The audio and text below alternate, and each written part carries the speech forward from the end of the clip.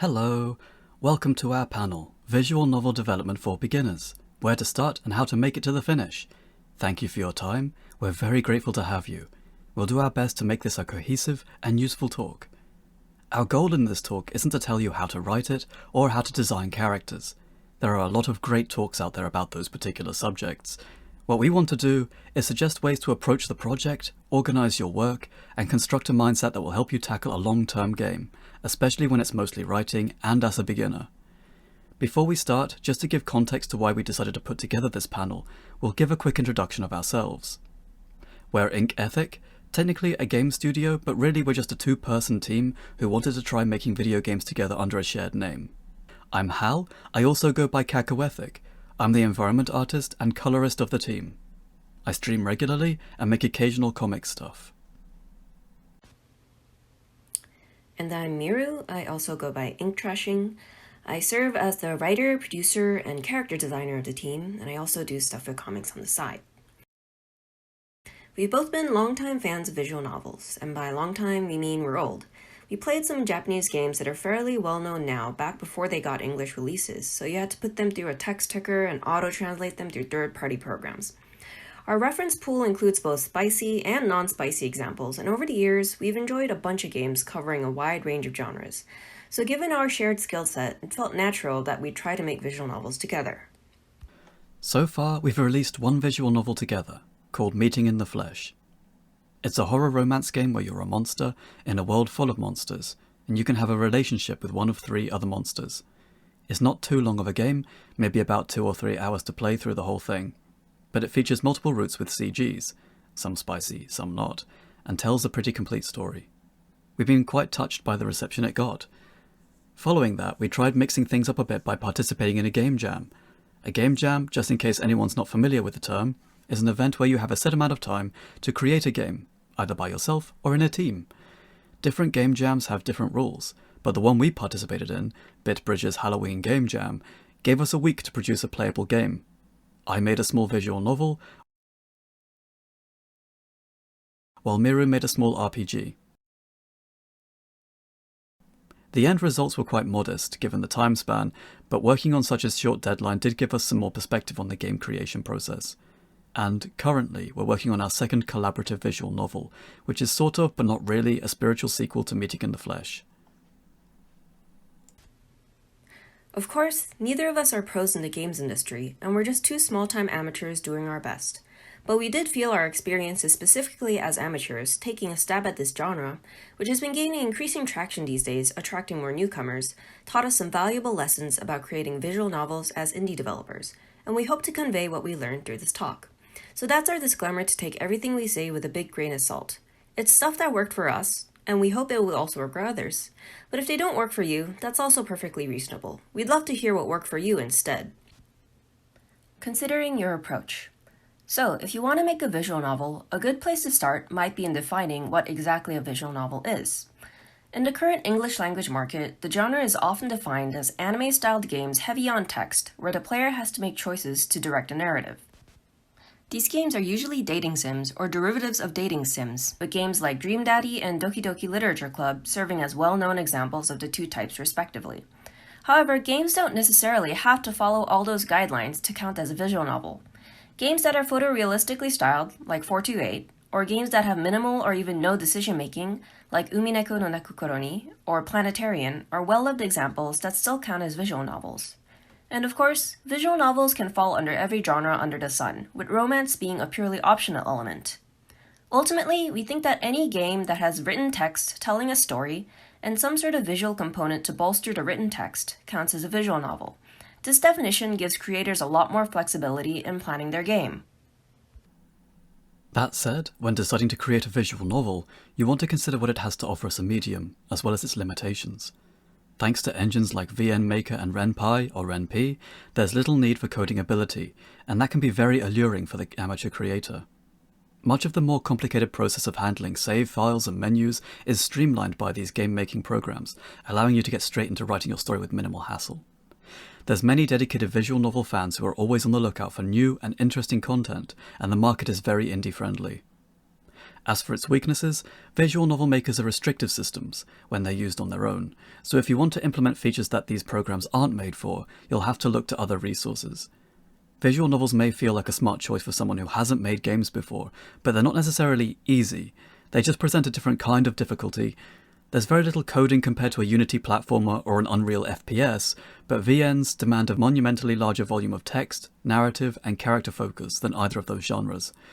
The entire game depends upon conveying your idea meaningfully and coherently. Even with a strong concept and a complete story, it's completely sold on your use of language, visuals, and music.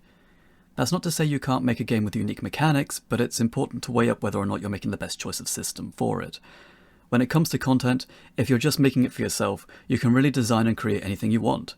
You're just satisfying yourself and your needs, so the only thing that matters is that you like it.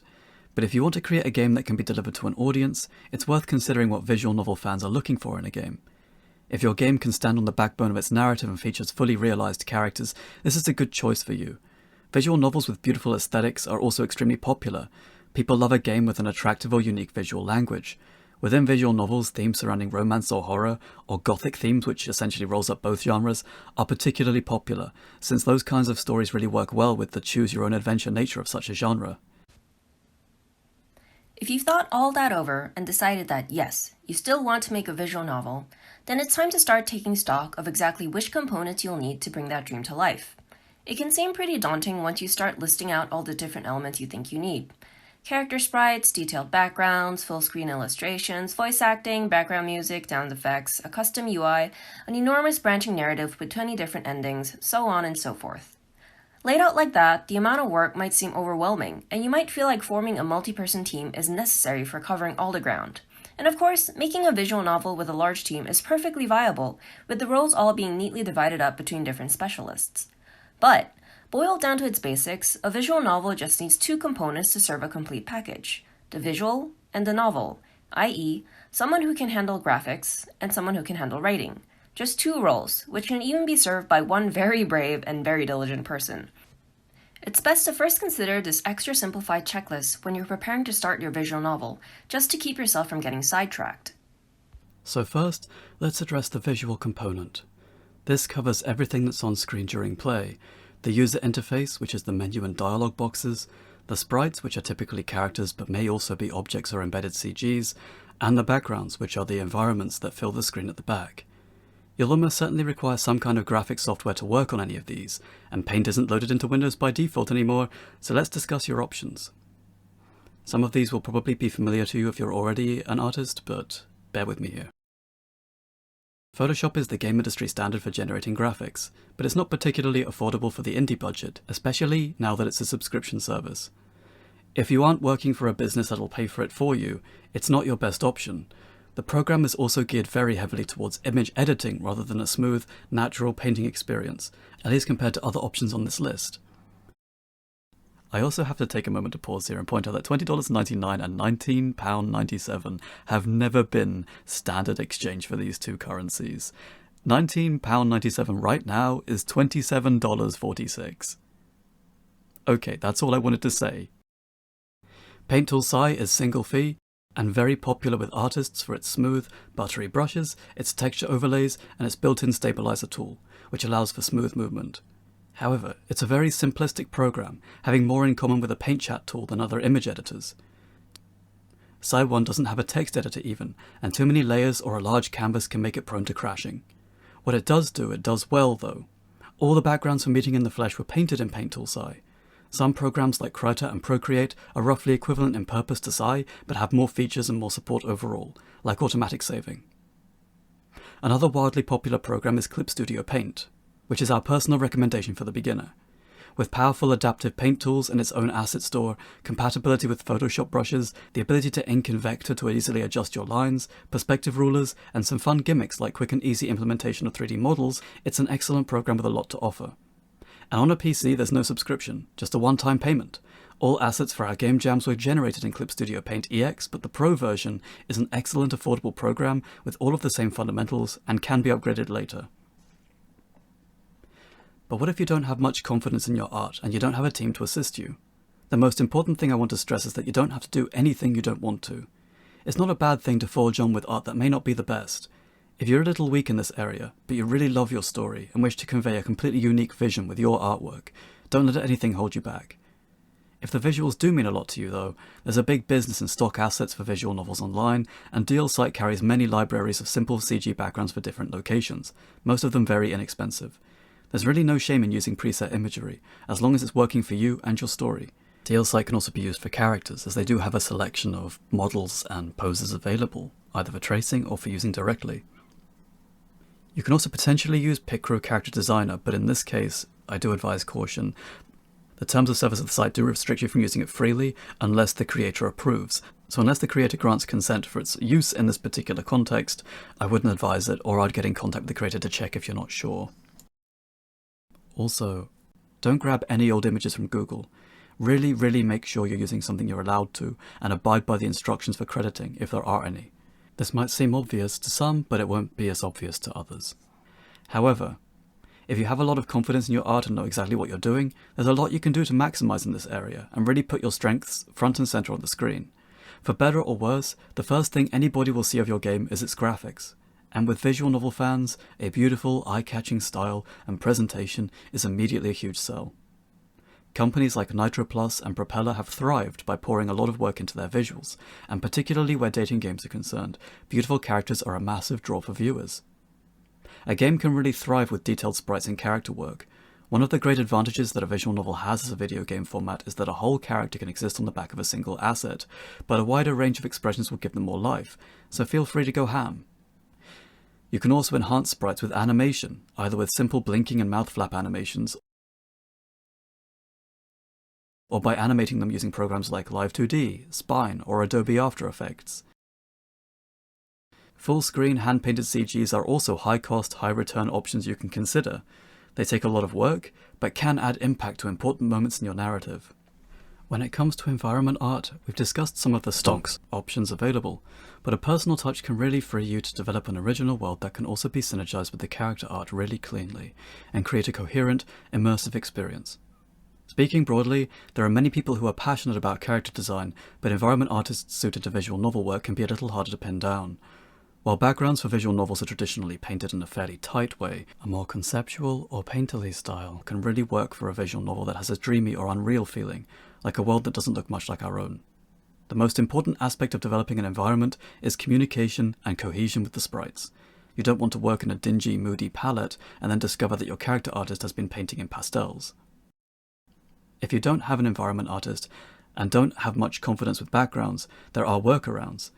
You could use your own photography, either by tracing over it or applying filters that'll give it a more graphic 2D look. This is a solution frequently used by Western visual novels with limited budget. You can also try modeling an environment in 3D. Many of the Japanese visual novels in the late 90s and early 2000s especially frequently leaned on building a 3D environment so they could show busy areas from multiple angles, or even use them for CGs. And then, of course, there's a novel portion of a visual novel. For better or for worse, somebody on the project does need to be able to write words. On a basic level, this mostly entails establishing the plot of the game, being able to describe the setting and circumstances, and constructing dialogue that shows off your characterization to the player. You'll have a slight advantage here in planning your game if you're aware of your strengths and weaknesses as a writer. If you're stronger at writing prose, then you'll know to construct a story that's heavier on plot points, where you can describe your setting and your character's actions. Meanwhile, if you know you can whip up some good quips and sharp dialogue, you'll probably lean towards making the game heavier on character interaction. While wanting to improve on your weak points is an admirable attitude, it's also good to capitalize on your strengths and lean on them.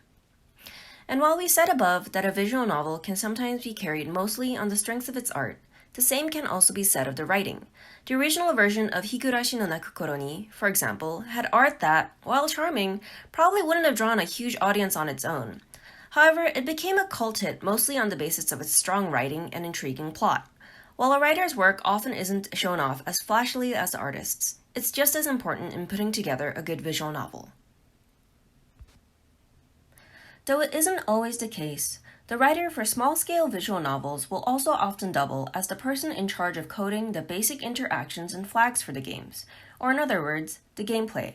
While big-budget titles will often have separate people in charge of the writing and the coding, that tends to be a luxury that a lot of smaller indie teams won't have.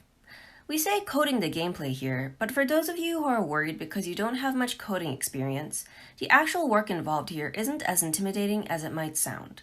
This step does usually, not always but usually, involve having to learn a little bit of the coding language of your chosen engine.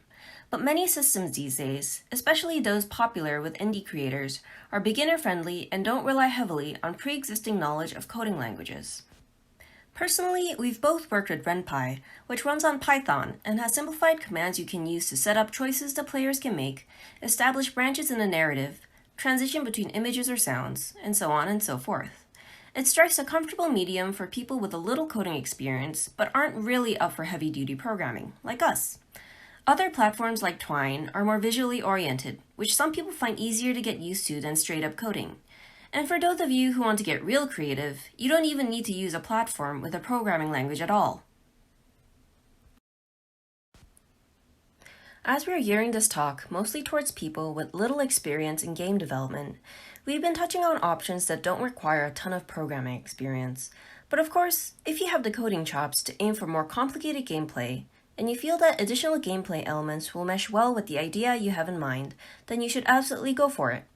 A lot of the most popular visual novels in the English market are hybrid games, after all. Games like Phoenix Wright or Danganronpa that draw heavily from visual novels but contain a multitude of other gameplay systems. RenPy, for example, is a system meant purely for developing visual novels, but its integration with Python means you can get pretty creative with it. It's possible to add additional gameplay systems like schedule management, resource management, or character raising, like with Princess Maker. Or you can add point-and-click elements or a world map, like with adventure games. Or inversely, you can often bend engines meant for other gameplay genres, like RPG Maker or Unity, to create visual novel segments for your game. The world is your oyster. Go ham. With those two biggest elements out of the way, we'll quickly address some other big aspects. After all, we have yet to cover music and sound effects. While you can Foley your own audio with a good microphone or create your own music with the right equipment and knowledge, for the solo creator who isn't working in a musical field, your best bet in most cases will be to find stock material. DL's site carries a variety of stock music for use in video games, and though much of it leans heavily towards an old school RPG Maker, sword and sorcery, SNES kind of vibe, there's a lot of hidden gems in there. Since the site is in Japanese, it can feel a little bit perilous to search, particularly because there is an adult section, so be wary that you want to select the all ages area. What you would do is type in BGM to your search, go to the advanced search options and select musical materials from tools section, and then you do your search. And it will bring up purely BGMs that you can use, most of which will be royalty free. Use an automated translator to check for that. When it comes to sound effects, there are many sites that also offer stock audio, such as soundeffectsplus.com. These sites normally involve a login and will give the CC, Creative Commons, attribution for each audio clip upfront, so take note of whether they require credit. However, using stock material does run the risk of a samey quality of work. Musical talent is always desirable if you can get it, because you can really personalize the experience and the immersion that the music provides, but it may be harder to find on no budget. Where possible, a longer loop of music is always better too, but music with a seamless loop of about 2 to 3 minutes should be fine in most cases. Take into account repetition when you're considering how long a scene should be in a certain place. Avoid loud, banging, aggressive music for long, drawn-out sequences. Try to make sure all of your music volumes, whether loud or quiet, are at least at the same volume together. Last but not least, there's the matter of the user interface, or the UI. On a most basic level, most engines will have their own basic graphic interfaces that are perfectly serviceable. Here, for example, are the starting screens for RenPy and RPG Maker. For systems like these, adding a custom image and adjusting colors is pretty easy, even for people with minimal coding experience. Default interfaces like these require very little work and are basically guaranteed to be functional, but they do come with the downside that they tend to give your game a certain first impression. Kind of like how that one Unity starting screen gave indie games a bad name for a little while, using the default interface can make your game look a little cheap. For people with a little more experience with coding and graphic design, there are a lot of resources out there explaining how to customize these default UIs a little or a lot. It seems like a relatively small touch, but a custom interface can do a lot to set the mood and make your game seem more polished. So while it might not be as pivotal as the writing or artwork in seeing your game completed, it's a good element to work on as polish.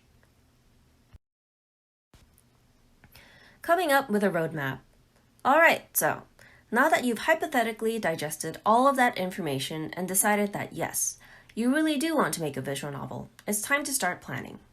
Once again, we'll add the disclaimer here that the following suggestions are just what worked for us and won't be applicable to all individuals, but we do think they're decent places to start in figuring out what works for you. That said, when starting to plan for your visual novel, we'd highly suggest figuring out the one element that made you decide upon this venture. The one element that you want to see brought to fruition. The one element that made you decide, yes, I am going to work so hard because I want to see a game like this. And you should always keep that element in mind. Making a visual novel is a lot more work than you'd expect, and keeping that one favorite element of yours in mind will help keep you sane, focused, and relatively driven. Whether it's that you want to make a game about pirate girlfriends in an ocean punk setting, or you've come up with a really neat setting you want to explore, or you're really hankering to make your own Princess Maker style game but with a vampire who feeds off billionaires, extract that one element that is your favorite and use it as your moral support whenever your motivation is flagging. And of course, please don't worry about your one favorite element overlapping with pre-existing games. The world is so large and can always use more visual novels. Once you have your favorite element in mind, you can start considering how that element interacts with the strengths and weaknesses of the medium, as well as the tools, skill sets, labor force, and time available to you. Using that information, you can start forming a better picture of what your visual novel might be like by the end. For example, here are some angles you might want to approach. Is a visual novel a suitable medium for the element you want to explore? Will you require additional gameplay aspects, such as an explorable map, an inventory system, or a skill tree? If so, do you have the manpower and the skills necessary to bring that into fruition? For example, a linear horror game is definitely doable with minimal assets, but if you're going to make one with combat and leveling systems, you need to prepare to do a lot more work. Does the narrative you have in mind suit the art or writing style you'll be using? If not, can you make up for it in other ways? Creating a compelling thriller with a cute art style isn't impossible, but you'll need the writing chops to make up for it. Conversely, you can make a game with romance and erotic scenes, but if your bodice ripper writing skills are rusty, then you need to be confident in your plot and/or character writing skills, and good character design wouldn't hurt either. If you're wanting to create custom art assets for everything, is your artist comfortable with and able to accomplish all those things? Or would applying filters to stock background images allow them to focus on creating character sprites? Which one would be more beneficial to the game? Is the game something you're just making for fun, or will you be putting it up for sale once it's done? Stock assets often have different licenses for projects that are released for free or for profit. Whether your game will be for sale or not might affect the resource pool available to you. Does the game have a strict deadline? Is it for something like a game jam, to be completed over a weekend or a week, or with a slightly longer time scale, like for NaNoWriMo, where you have a month? A hard deadline is a double-edged sword, where you have the benefit of a preset schedule to work with, but it does mean you need to be ruthless about cutting features that aren't absolutely necessary to the project. It also means you don't have the luxury of learning a bunch of new skills to finish your game, so you need to be more cognizant of what skills are available to you. It's important to be pragmatic at this step, and realistically look at the resources available to you. While the world is your oyster when it comes to first conceiving the core of your project, if you ever want to see the project finished, you need to have a solid grasp on what you and your team can and cannot do. Also along these lines is a recommendation for people taking their first foray into game creation. Start with something small. A game that's 20 minutes long with just 2 characters having a conversation is far more likely to be completed than a multi-hour epic with 20 routes, and you tend to learn a lot just from bringing a simple project into completion. It's easy to fall into the trap of thinking that your first game needs to be your magnum opus, especially if it's to bring to life an idea that you've cherished for a long time and have grown very attached to. However, especially for first-time creators, it's best to go with an idea that you're charmed by but wouldn't consider indispensable. something that you'll be happy just to see completed, but don't need to create a masterpiece around. To this end, game jams can be a good first experience with creating a visual novel if you don't mind a trial by fire. The hard deadline will force you to settle for a smaller scale project where you can hone your skills and get a better idea of your skill level and working speed. This will set the ground for if you want to pursue larger projects in the future.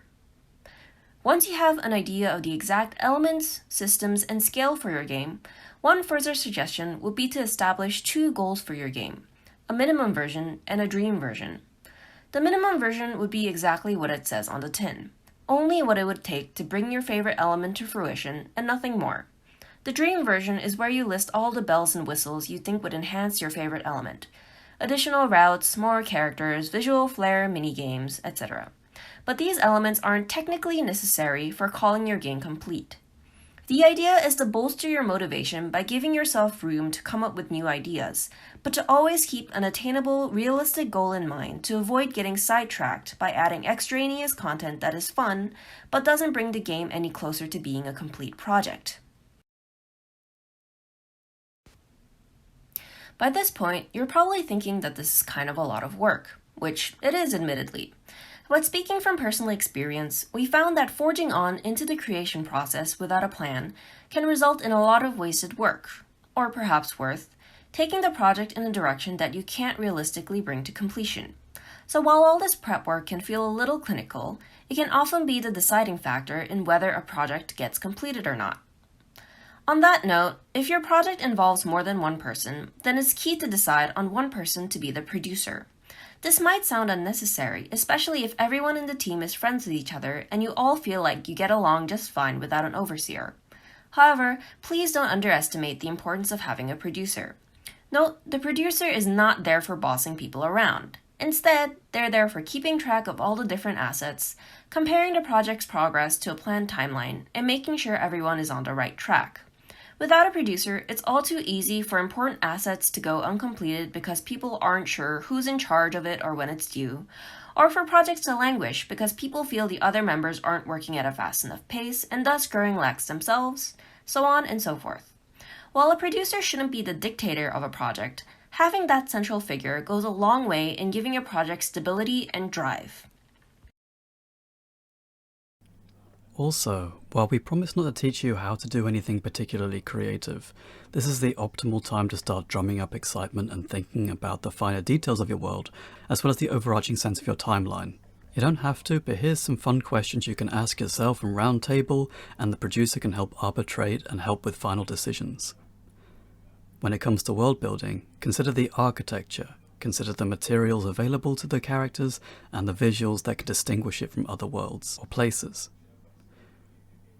Consider what events you can relate that suggest things that you and the team can know about, but the reader can only get hints about, which suggests the scope of important matters that exist beyond the reader's singular point of view, and allows the world to live with or without them. Consider the environment description and the text and the artwork, and make sure they match. Consider a world that has unique and distinct environment but still has a diversity of scenes. How can you make sure it still looks like the same place when all the features are different? At this point, you also want to get a sense of what the palettes and line widths will be with some test images. Make sure they're all visually cohesive and the color work agrees with the world and the characters described by the text. When it comes to character development, how do you make the character's appearance tie into the world and their lore? How do you give the character a complete character arc within the scope of the story, particularly if it's quite short?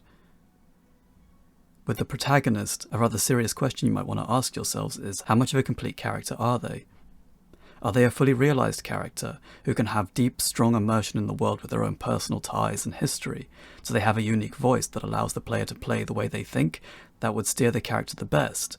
Or will the players be themselves through the story, making their own choices with the main character as a proxy, and acting as their voice?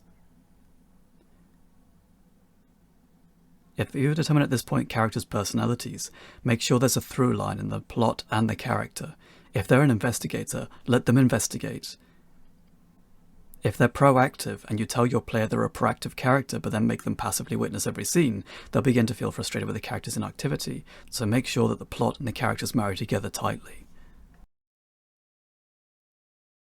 Starting the creation process. Alright, you're all planned up, let's make something happen. First, you might want to create a list or table that prioritizes everything you'll need, using that minimum model we talked about before. What's the minimum a game or a demo of the game will need to be a complete experience? Priority is everything at this point, because you want to be able to pull together something quickly and not become encumbered with material that's optional. We've all seen projects in different creative fields that get swapped in all the gimmicks they want to do, while failing to deliver on the fundamentals. So what should you prioritize? The writing is the most important part of a visual novel. It's the donkey you're pinning all the tails to, so it has to exist first, at least on some level. Gauge the scope of the work proportionally. How long is the story, and how much time do you have to tell it? Can you fit it into your deadline comfortably? That'll help you figure out how much you need to write in each scene, how much time you have to write each scene, and which scenes you need to address first. A week-long game jam game can be expected to last anywhere between 10 minutes and an hour approximately of playtime, while a very involved game developed over a year or two could be considerably longer. The more involved and character-driven your narrative is, the more time you need to do it justice. For games with a choice system that has multiple endings or routes, you might find it helpful to create a framework of the game and populate it with content, because it'll help you keep things streamlined. For example, in Ren'Py or Ren'Py, you can recreate your flowchart scene by scene, populating the text area with shorthand notes, and connect them together to make a game version of your shorthand script. That way, you can quickly play through, get a sense of how it all locks together, and check for any broken parts before you start writing the meat of the script. Try to find the way that works best for you. Whatever method you use, though, a solid framework of some kind will help you. Freeform, unstructured writing can potentially lead to loose ends and dangling threads in a multiple-path story, as well as a general sense of uncertainty about the purpose and trajectory of scenes. It may also be that the story starts very slow and descriptive, but then ends far too abruptly and bluntly when the author runs out of steam. It's easier to catch those problems in the Cliff's Notes stage when it's all laid out very simply.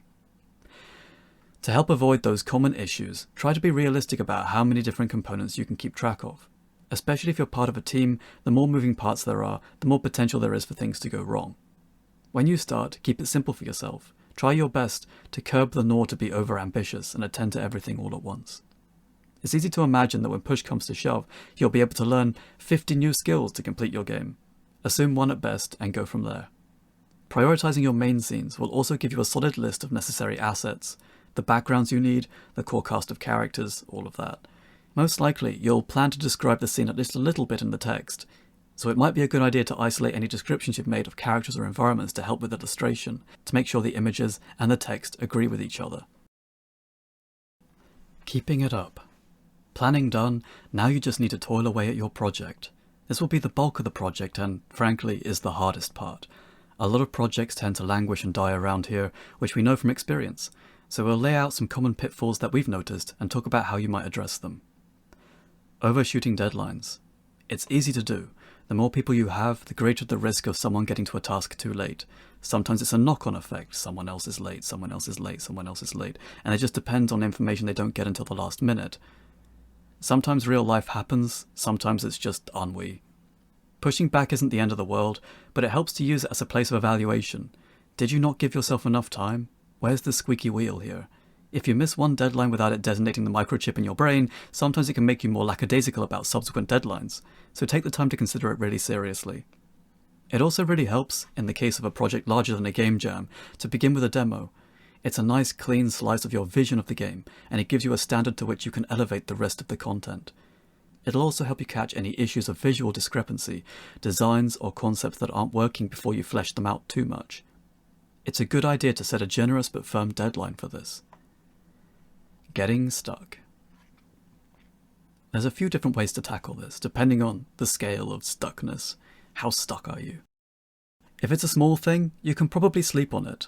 Sometimes you just need a quick reset and rest, and especially if you're giving this game a lot of your evenings or have a job to work around, you've probably experienced this before. We don't need to explain too much about this. If you're tapped, any work you do right then will take twice as long as it would if you just went to bed. If it's a larger issue than that, it might not hurt to take real, active time away, do a short side project, refresh, and come back. You can also do some rubber duck debugging, the process of explaining to yourself what the goal of your work is as you look over it, so that any incongruity between what it does and what it's supposed to do are made evident. Although the term is primarily used for debugging, it can also be applied to any part of the creative process, the story writing, the environment design, etc. For very large problems, you might want to sit down with yourself and consider if the problem area is entirely necessary for the game at all.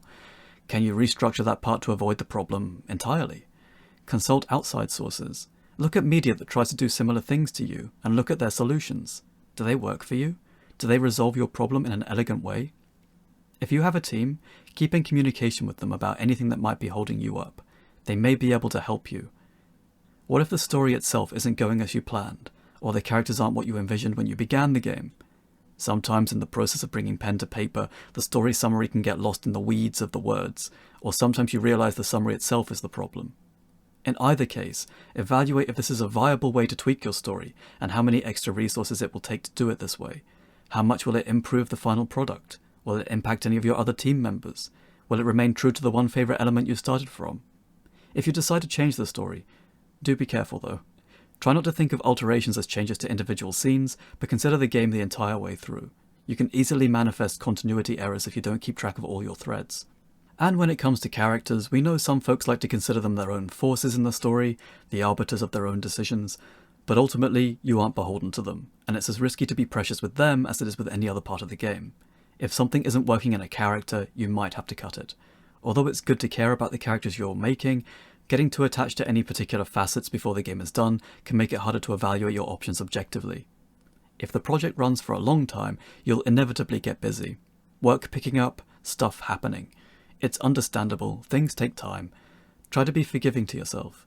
But if you do find your side projects more appealing and get distracted by them, try to keep in mind what that one favourite thing you wanted to do was, so that you'll come back to it later. It's important to take breaks and do short work to help the long haul become bearable, but this is where the discipline comes in to keep going back to it. The idea, I guess, is to push yourself to create something new, not to bully yourself for what you don't achieve. Also, I may have taken on a kind of heated, slightly aggressive tone for this particular section, I realised in hindsight, but I really think that time and not crunch is good for game production of this kind. The more forced things are, the more forced they feel.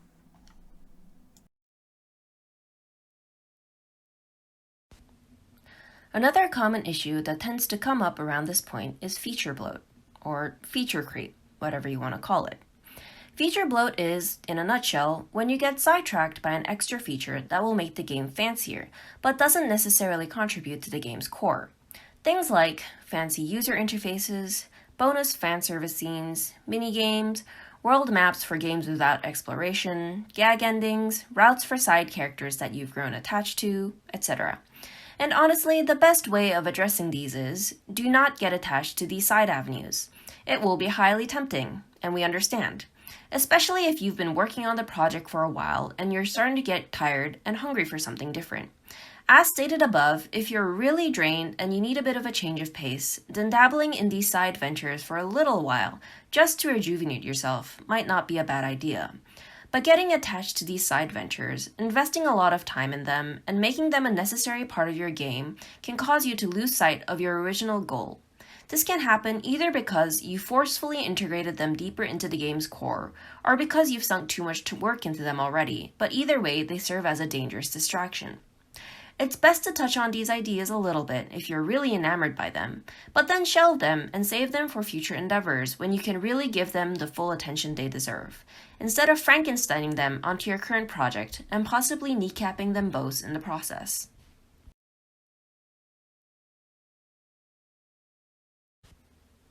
One more common issue we've seen is losing one or more team members on your project.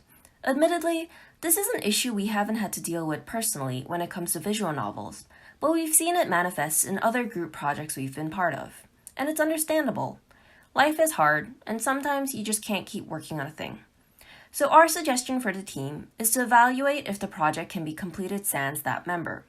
The presence of a producer here is hugely helpful in getting an overall view of what's been completed, what's still necessary, and how to fill in the gap that the missing member left behind. For example, art can be replaced with stock assets. Maybe a remaining member can emulate the writer's style, and pre-existing code can be copied and altered to complete the remaining work. Seeking out a replacement team member is also an option, but unfortunately isn't a very dependable one. Unless your project is based off a pre-existing franchise or series, a new team member with no personal affinity with the development until that point might not feel the necessary investment to carry the project to completion. Also, the more people you have on your team, the harder it can be to pull a game together. Passions amongst a group may not stay equal or steady, and without financial incentive or a very driven producer to keep everyone on point, a large-scale project can lose steam. Synchronizing everyone, being disciplined, finding people whose art and writing have synergy, all are factors that may make it a more efficient system for an indie developer to take on multiple roles, rather than trying to seek too many team members. And then, finally, the big one, needing to abandon the game. It's unfortunate, but sometimes it happens. Maybe you've lost one or more team members that you just can't replace. Or maybe you had to take a break for a while and came back to the realization that you've lost your spark, even for the one favorite element you started out with. Personally, we've also had to abandon a project despite sinking a fair amount of work into it, because production on it was languishing too hard to recover. In retrospect, the game lacked a clear narrative vision beyond aesthetics, and we couldn't get the story to come together cohesively. It really sucks to have to abandon a project, but if it happens, it happens. No shame in this. Our recommendation is to see if you can salvage any small elements from the project. Characters or designs that you liked, a piece of UI you thought was nice, maybe some well-written paragraphs, and preserve those for if you can recycle them in the future. But otherwise, let it go. Rest in peace. Even if you couldn't bring the game to completion, as long as you put in a valiant effort, it was a valuable learning experience. And one last thing, the most common roadblock you'll hit at this stage. It's so hard. Working on the game is so hard. Which, yes, unfortunately, any sort of game development is hard work. We totally agree. But the sense of gratification once you're over the finish line will be absolutely worth it. And it's always great seeing more visual novels out there. So please do your best. You can do it. So now it comes to the finish line.